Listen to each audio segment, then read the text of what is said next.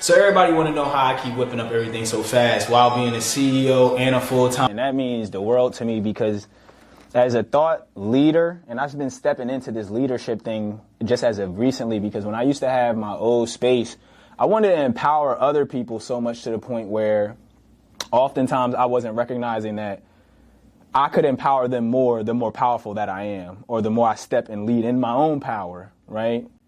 And so I've been creating this exhibition called The Shades of Brilliance because I started recognizing that there were tools and experiences and just a spirit that I could share and offer people in order for them to be more consistently authentic with themselves and their communities as well. And so I'm saying all of that to say, you invested in that vision of mine, that idea that it was possible by sponsoring it. And then, I'm going to carry out my obligations in order to make sure that what you've paid for is compensated, but more importantly is like the experience. To me, it's in my chart as a Gemini, the housing and all of that is like all these events and stuff to me really be about the experience, and like the experience being something that's unforgettable and creates a memory, that people can feed off of for the rest of their lives. Right. So like, I want to thank you, number one. You know what I mean? To be a part of it. Yeah, like, cause that's just the business of it, but like on the energetic part of it and like the self-love part about it, this is an opportunity for me to grow and trust and love on myself for the things that I do. Because I'll be honest with y'all today, being consistent is very hard, right? And then in a world where being authentic doesn't always give you the rewards that you see other people getting for being fake. And then also the idea of like when you collaborate, you can't always live extensively and exclusively in what you like to do. Now you have to incorporate the wants and desires and interests and outcomes and visions of others. And so it's like, I was talking to day one, not day two about it a little bit earlier, where it's like coming out of that part of, being so tight-fisted with the vision is where we become leaders, right? And so I want to give you your crown as well, because you're doing something that most people don't do. You're supporting the leaders, right? Most of the time, the first time when somebody starts talking about leadership, they start talking about who got shot or what got bombed, or the fear mechanisms start kicking in. So as a queen in this community, like, what is your role and what do you see as, because we talked about roles in the group chat and stuff, I'm going to talk about that a little later, but it's like, what do you see as your roles and your strengths on your journey, and why did you choose to sponsor the event? Like, just give me some insight on where your mindset is on what I'm providing as well as what you're providing, if that's just a more concise question. I feel like my role is really me still trying to figure it out. And in doing it, it's like I'm becoming myself. So as I'm stepping into trying different things as far as doing different events, I feel like every event that I do, another part of me is developed. Recently, I feel like I'm also stepping into that leadership role. So that's why I decided to sponsor the event, because it's like attaching myself to something that's really valuable, something that's really intentional, something that's really going to like make the change that I want to see is crazy, because I remember feeling like I was the only one working towards something. Yeah. So it's crazy to feel like, all right, I'm not the only one working towards this. Somebody else is doing something, and they got leverage, and they got reach, and it's inspiring. Thank you. So that's partly why I decided to be a sponsor. And what I feel like I can bring to the event is just being myself. Real rap. Putting it in so many words, it's like I got to journal about it a little bit more, because I got it together up here. And it's like I really do have a dope spirit. I have a lot to offer. Like you said, I'm wise. I'm intelligent. It's like, not to brag on myself, but sometimes you got to brag on yourself. Like, I'm dope as shit. So being in these spaces, I feel like the more I'm in these spaces, I'll be able to just like let all of that out a little bit more. And by doing that, I'm helping myself. I'm helping everybody around me. Yo, Octavio, is there a red dot on the... Yeah. Okay, I'm just making sure we good. So that brings me into what I was going to ask. I seen your story today, right? Or it might have been yesterday. And you was like, I have a dope podcast. I got dope content. Like, you know what I mean? So we about to flex a little bit on the Art Exhibit podcast, because you like, I got some ish in the crates. that I ain't put out. So talk about that. Talk about why you ain't put it out. You ain't got to go in this order. Talk about the dopeness first, about what's there, what's the concept behind it, why you created it, etc. You mentioned it a little bit just about like the lack of certain platforms and a voice. And then also I want you to talk about why it didn't come out though. When I heard that story, I'm like, okay, she know it was lit, but where is that though?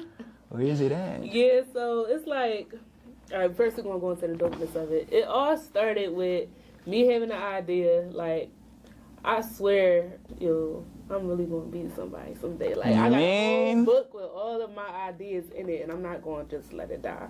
So it all started with me having this idea. I'm like, all of the people in the world that benefit off of art, we need to know more about the artists behind the art. Okay. And also because I was intrigued, like, I love learning stuff. I wanted to know more. So I started a podcast on interviewing artists about what they do, why they do it. And I felt like that was giving them a platform to express themselves, promote themselves, and give more insight about themselves. So that's where it all started.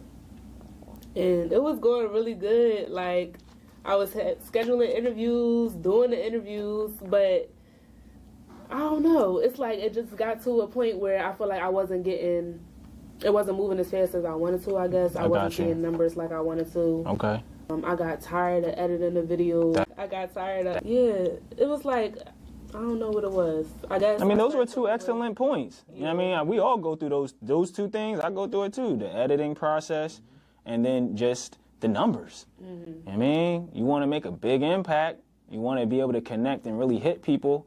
And it's like you start seeing, it's like, what's going on? 7 hours for this show. Right. I done took the little bit of time I had from off work. I didn't go see my family. Like, you making sacrifices about that. So I understand 100 totally. Like, that's what it was. But now me looking back at it, it's like the conversations was really invaluable. And I feel like they're timeless as well. So it's going. I literally used the conversation of ours, right? And I'm talking about like that with like 3-4 years. And I'm listening to this joint and I'm like, yo, this is all still relevant. So like you said, number one, it goes to the quality of the conversation and who you speaking to. So that was you curated an A&R, like, all right, I want to speak to this person and this person. Having people who actually have something to say. So that's what it made me realize. It's like, damn, I've been popping my ish since back in the day. And then it also made me realize, like, wow, some of us have timeless content. Like, we really have stuff that's like not just relevant to one moment. Like, one of the clips that stood out to me the most, because I'm in a chapter of wanting to build my family now. And I found this clip in our interview where I talked about how in 5 years I wanted to be developing my financial stability so that I could introduce a child to my life. And so back then when I had did that, I was in a space of, I was super insecure about saying that, because like the person who I was talking to, they wasn't trying to hear that. They was like, nigga, we getting pregnant soon. 5 years, like they wasn't hearing it, right? So it's like, but I had to stand on what I really felt comfortable and like satisfied and empowered for myself. And then now I stuck it out. I ain't stick nothing in. You heard? And I've gotten to that point where I met that time frame where I'm like, wow, I'm becoming much more financially stable from my creative careers, and now I'm ready to introduce. I'm ready. I'm not like, oh my God, I have a baby on the way. I was like, no, I'm actually ready. Like, I'm ready to put all my time, all my interest, my patience, considering what I have in my life. I know how I'm cooking, I'm cleaning. I know how to go find out what I need. Like, I'm prepared versus, I grew up in not even just one. I just grew up around people having them and not being ready. You know what I'm saying? Like, and you making the best of it, but it's like, you can see that stress and that that stress that constantly people go through. And it's like, raising kids gonna be stressful to a degree. But I heard something the other day that stress paralyzes creativity. So like something as simple as like I had to pay for my Google Drive before I came here. I could have spent hours not figuring out how to create space and then messing up this interview right now. Allowing that stress. So I just paid for it, because paying for it moved the stress out of the way, and then it allowed me to be more creative about what I was going to do. and, you know, just being able to create at all, right? You know what I'm saying? Because I wouldn't have been able to create nothing. We wouldn't have had no video. We wouldn't have had no space. It would have just been a wash. So stress, I had to move that out my way.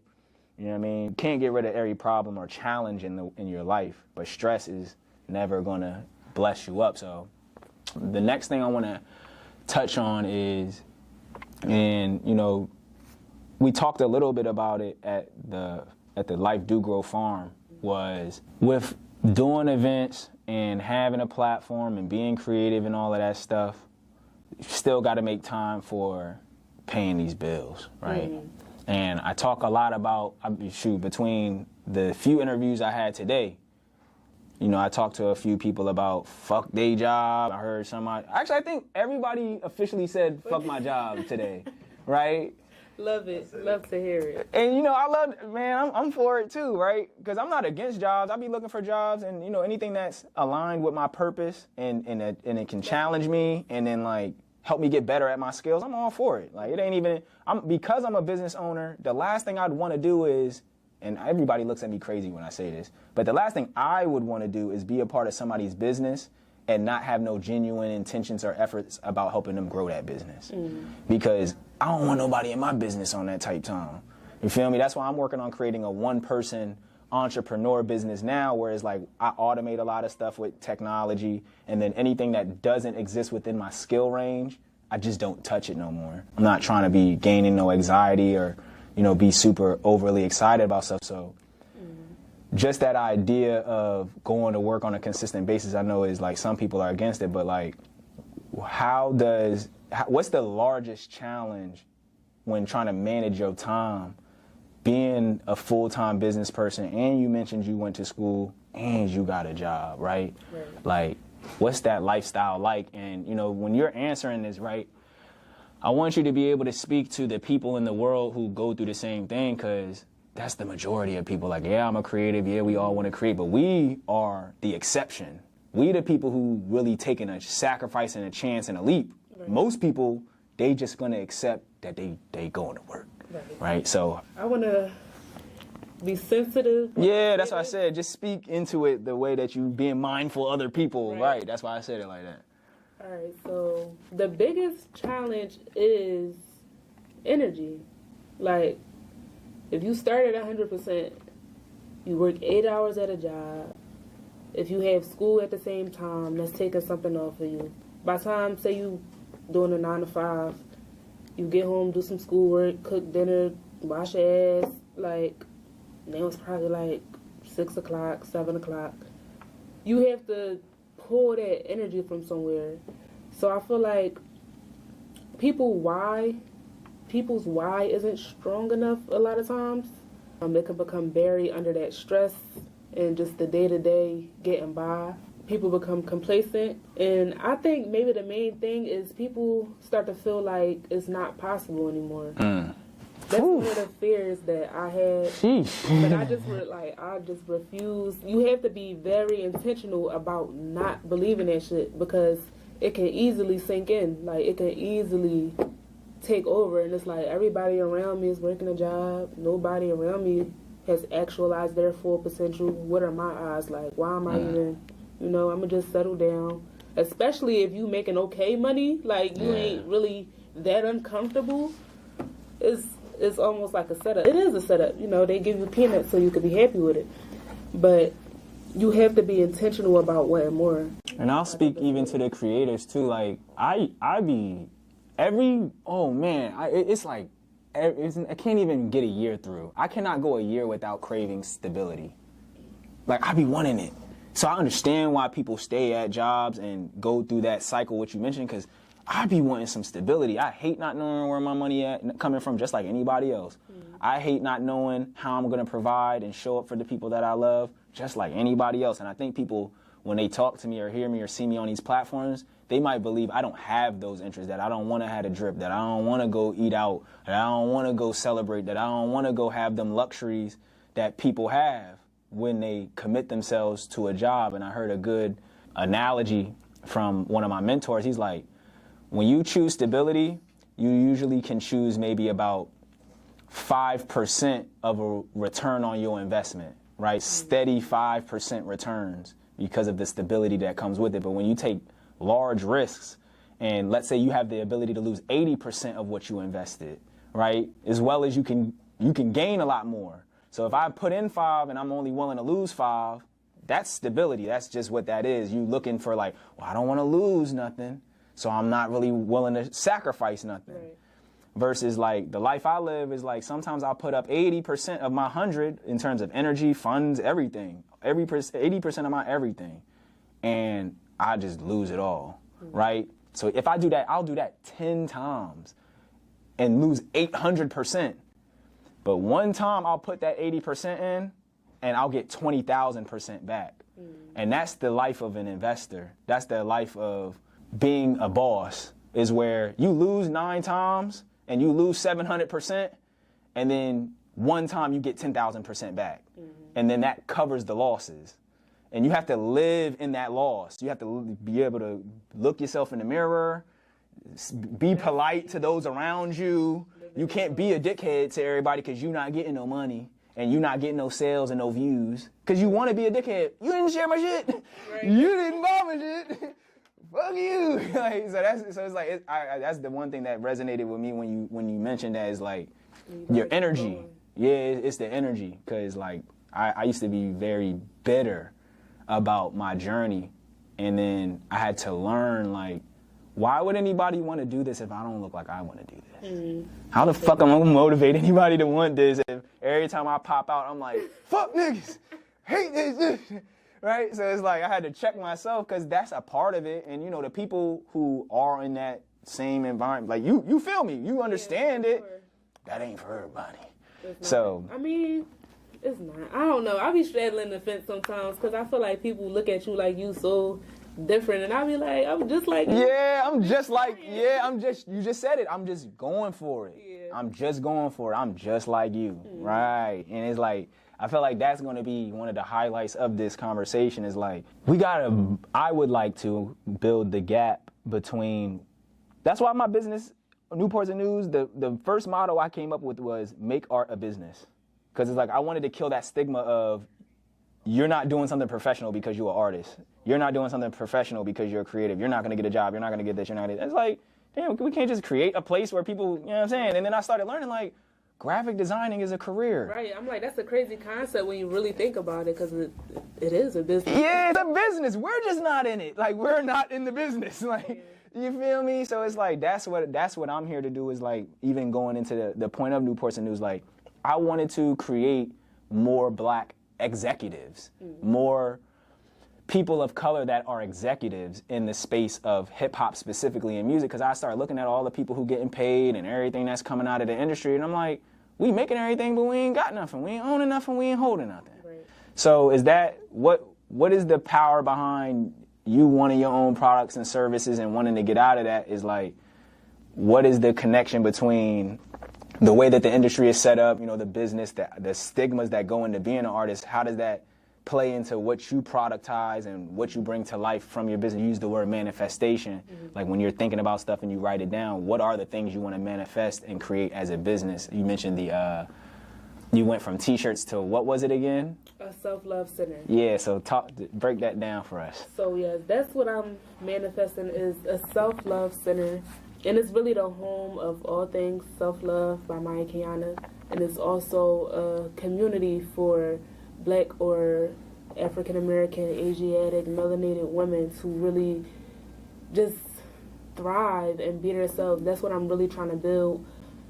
I started to say I feel like, but not I feel like. Black women are the epicenter of, like, everything. We are real rap. So there you go. Starting with us, once we learn how to freely express ourselves and just be, and like take off the shackles that the world put on us, whether it's like sexualism, racism, the list goes on.